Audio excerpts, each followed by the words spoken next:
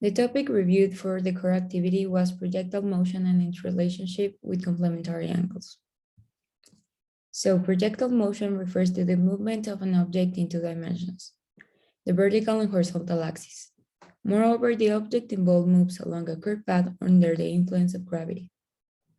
The path that the said object follows is represented by a parabola, and the action carried out by it is called trajectory.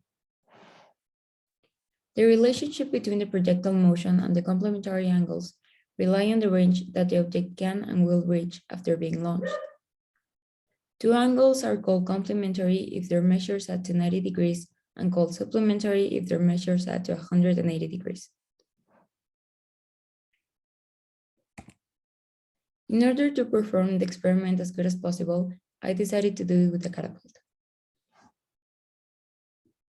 Because of that decision, it was easier to identify the angles required to get the results asked, as well as the recording of both launches.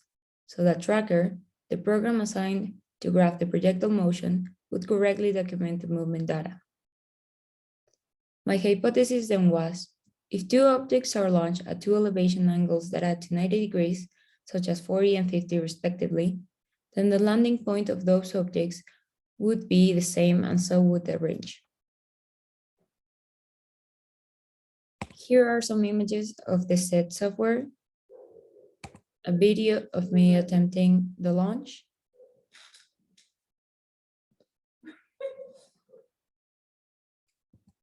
and a chart with the results, where you can see both maximum heights of projectile 1 and 2, as well as their range and the initial angle used for both of them.